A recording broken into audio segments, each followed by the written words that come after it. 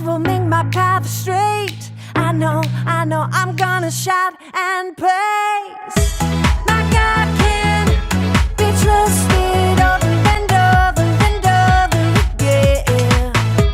My God can be trusted over and over and over again. Over and over and over again.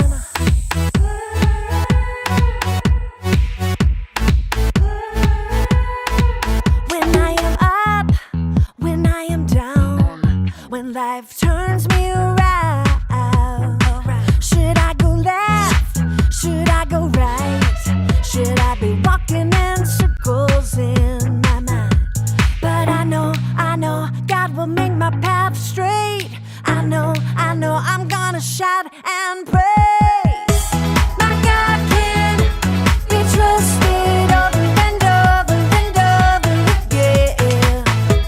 My God can be trusted over and over and over again.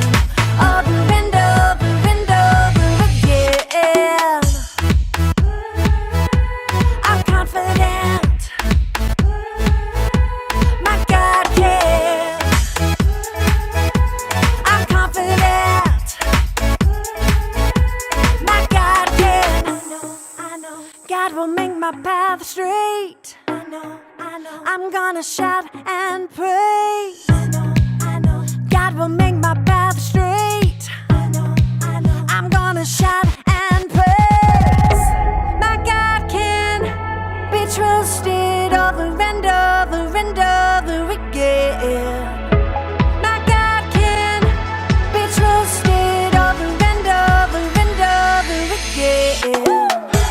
My God can be trusted over and over and over again.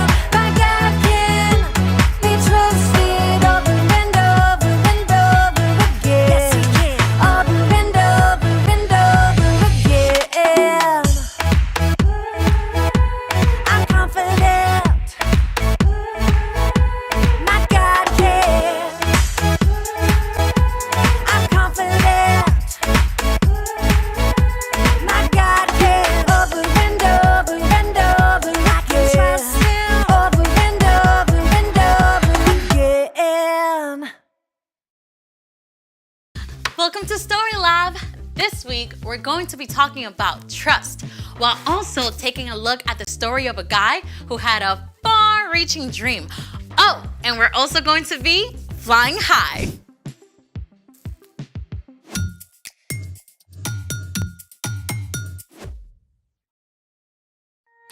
Hey there, I'm Amaya. And I'm Zeke. And today we're talking about trust, which is putting your confidence in someone you can depend on. And I'm depending on you to tell me what we're doing today. Have you ever been to the circus? Oh, I went once. And what was the coolest part? Oh, there were these guys getting shot out of cannons and other dudes doing crazy tricks on motorcycles and lions and tigers and bears. Oh my! But what about the acrobat? Oh yes, they were awesome sauce. Did you just say awesome sauce? Hey, it's in the dictionary. Awesome sauce! Extremely good! Excellent! Okay, your point. Acrobats are legit awesome sauce. And they have to be super strong and athletic and flexible and graceful all at the same Oh, time. that must take a lot of work. Exactly. And the most amazing thing is we get to talk to an acrobat today. No way! Yes, wait. Her name is Grayson, and I'm calling her right now. Hi, everyone. Hey, Hi. Grayson. We're so excited to have you. Thank you for having me. So you're an acrobat? Yes, so I do all kinds of aerial work on trapeze, silks, lyra. The what now? Oh, well, I think I can show you guys some pictures. Trapeze, silks, and lyra. Wow. How do you even start doing stuff like that? Well, my friend had a birthday party at the circus gym, and I fell in love with it. How'd you even know how to do it? I had coaches to help me, so they got me started with a lot of the basics. Stuff like balance and strength training. Like pull-ups and stuff? Yes, lots and lots of pull-ups. You have to build up a lot of strength if you want to trust your body when you're in the air. Trusting the trapeze. For sure. So all of the apparatuses have to be tested a lot before we can trust that they're safe. Plus, we have big mats in case we do fall. Wait, so you have to trust your training and the apparatus? What about the people you work with? Well, there's my duo partner, Parker. I have to trust him a lot when he's throwing me in the air. Wait. Parker, he throws you like through the air? Yes. So I was terrified the first time we did it. But we started by practicing in spotting lines. They're like safety ropes to keep me up in case I do fall. Wow! So you have to trust your coach and your partner, plus the spotting lines, plus your training and the apparatus? All at once. So we have to communicate about everything. That is amazing. Thank you so much, Grayson. Before you go, can you show us some of your work? Yes, I'd love to.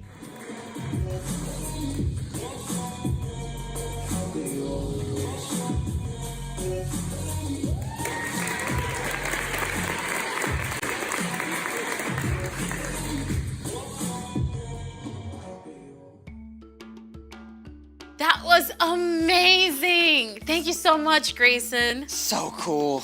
Thank you guys for having me. Bye, everyone. Bye. Think you and I could do that? I don't think I have that much trust. Well, speaking of trust, it's time for... The story before the story. Today, we're in the very first book of the Old Testament, Genesis. God's amazing world was broken by sin. But God chose Abraham and his wife Sarah and promised to bless the whole world through their family. And after waiting for a long time, Abraham and Sarah had a baby named Isaac. When Isaac grew up, he had twin boys, Jacob and Esau, who didn't exactly get along. And that's where our story starts. Hey, we're ready. Hey everybody, I'm Brian. Hi, Brian. We want to hear what's up with Jacob and Esau. Oh boy. Okay, these guys had it in for each other from the start. They wrestled while they were babies inside their mom. I mean, when Esau came out first, Jacob was holding onto his heel. And they were like super different, right? Oh yeah. Esau was really hairy while Jacob was smooth-skinned. And as they grew up, Esau loved to hunt while Jacob preferred to stay close to home. Now, Esau was the older brother by just a few minutes. This meant he had special rights to money and property and even leading the family one day. But he was such a hothead, he didn't always stop to think. Now one day Esau was out hunting and didn't get anything. And by the time he got home, he was super hungry. Jacob had just cooked up a pot of delicious red stew, and Esau begged him for some. Sell me your rights as the oldest. Fine. I'll die if I don't get something to eat. Esau threw away something really valuable for a bowl of soup. I bet he regretted that big time once his stomach was full. And things did not get any better between the brothers. Their father Isaac was very old, and he wanted to pass on a special blessing to his oldest son. So he sent Esau to go hunt and prepare him a tasty meal first. Now, this is where things get squirrely because Isaac's wife, Rebecca, overheard. And while parents are not supposed to have a favorite kid, Jacob was definitely Rebecca's fave. Rebecca came up with a crazy plan. Your father sent Esau to hunt wild game and prepare a meal so your father can bless him. Hunting will take Esau all day, so I want you to choose 2 goats from the flock. I'll cook them up, and you can pretend to be Esau and take the blessing. Your father's eyesight is so bad, he won't know. But what if he touches me? My skin isn't hairy like Esau's. We'll cover your arms and hands with goat skin. Cool. Pretty wild, right? But Jacob did just what Rebecca told him. And sure enough, Isaac gave his blessing to Jacob. At last, Esau showed up. If you're Esau who just brought me a meal, I gave him my blessing. It wasn't me. Then your brother tricked me. First he took my rights as the oldest. Now he's taken my blessing. Dad's gonna be gone soon. Then I'll be in charge. and I'll get rid of Jacob. Jacob had won birthrights and a blessing all by being sneaky. But he had made an enemy of his older brother. Rebekah wanted to keep her favorite son safe.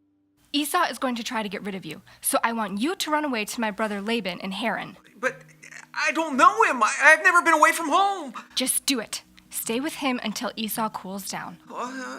Okay. Okay, imagine you're Jacob. You got what you wanted, but it's backfired. You've got to leave home and everything you know. It's a pretty scary place to be. Jacob set off through the wilderness with nothing but his own thoughts. What's gonna happen to me? By nighttime, Jacob arrived at... The middle of nowhere? With no place to stay, Jacob curled up on the hard ground with nothing but a stone for a pillow. Neck crick. But as Jacob slept, the most incredible thing happened. He saw a vision from God. In the vision, a broad stairway reached from the earth all the way up into heaven. Shining angels climbed up and down in a parade that dazzled Jacob's eyes. And most amazing of all, the Lord stood beside the staircase. Now, if you are Jacob, you may not be sure what God thinks of you. I mean, God has promised to bless the whole world through your family, but you've done some pretty sneaky things along the way. God might decide to go back on that promise. Then, the Lord spoke to Jacob. I am the Lord. I am the God of Abraham and Isaac. I will give you and your children the land you are lying on. They will be like the dust of the earth that can't be counted. All nations on earth will be blessed because of you. I am with you. I will watch over you everywhere you go. I will not leave you until I have done what I have promised. The light faded, the vision disappeared, and Jacob woke up. The Lord is surely in this place. Early the next morning, Jacob took the stone he had used as a pillow and set it up as an altar for God. May God be with me and do as he has promised. Then you, Lord, will be my God. Then Jacob continued on his journey to Haran, and that's the end. For now. Okay, so Jacob was kind of messed up. Yeah, but even though Jacob made a lot of not so great choices, God was still with him. God still had a plan to bless the whole world, and Jacob was part of that, even though he was not perfect. Many hundreds of years later, Jesus was born into Jacob's family line. It's a story that we're still part of. So, what is our part in that story?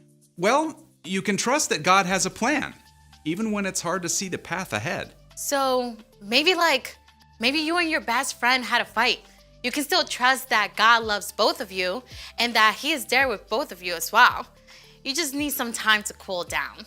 Or maybe you're struggling at home or school or really anywhere and you just don't know what to do. You can trust that God knows. God is in control. Yep. We don't always get to know the details of God's plans, but we do know God promises to make everything right in the end. Even if we mess up along the way. I think you got it. I'm off. So here's the thing. You can trust that God has a plan no matter what's going on. Got it. Now, do you think we can fit a trapeze in here? Grayson is so good. Let's just watch her some more. Awesome sauce. See you next time.